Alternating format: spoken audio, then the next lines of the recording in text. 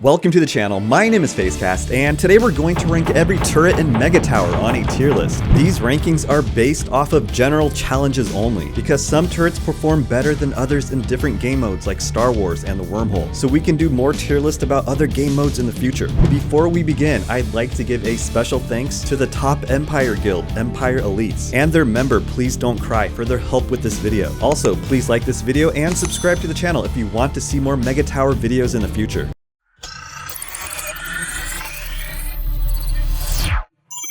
Starting things off in the D tier, we have the Warrior. The Warrior spawns melee troops who can slash their enemies with lightsabers. This is not a bad turret at all. I would just prefer to use the Trooper turret that spawns ranged units with higher attack. Next, we have the Mortar that launches a bomb dealing area damage. It can't attack air units, but it does have a decent explosion range, which can be helpful early on in the game. The third turret in the D tier is the Shield Fort. The Shield Fort enhances the shield. It can do things like recover energy every 10 seconds and more. So there is certainly a use for it, but I would rather use the Repair Fort to heal turrets over time. In the C tier is the Landmine, and the Landmine deploys a large number of mines on the ground that explode when enemies get near them. I like the Landmine better than the Mortar, although the Mortar has a wider attack range, because the Landmine deals more damage and can be effective at stopping enemy ground units from getting too close. Next in the C tier is the Trooper, and the Trooper deploys multiple troops with machine guns that deal damage from a distance. I like the Trooper better than the Warrior simply because it deploys ranged units. Next, we have the Gatling that can shoot out a large number of bullets in a short period of time. The Gatling is great at taking down single targets, but it's a purple turret and the crystals used to upgrade it may be better served elsewhere. The SAM shoots homing missiles that attack only airborne enemies, and there is certainly a use for that, but just like with the Gatling, the turret crystals used to upgrade the SAM might be served better upgrading something else like the Magnet Bomb or converted to a higher grade. The Black Hole Maker, which was my nickname in college, I'm just joking, I never went to college or had a nickname. I don't have any friends. Can pull surrounding enemies together, immobilize them, and damage them. It works great if the Doom Howitzer is your main tower. The first turret in the B tier is the Cannon. It's easy to get, it's easy to upgrade, and it doesn't really have any terrible stats. It's a great turret to use early in the game and will often outperform other turrets, but the top players usually recycle them for something else like the shotgun. Next is the Laser that is said to be great in the mid game and possibly the best anti-air turret. It has a module that can increase its attack to air units by a percentage, which is good because that means it scales up as you upgrade it. The next turret in the B tier is the Howitzer, and the Howitzer launches bombs that light up the ground, dealing a good amount of damage in a wide area.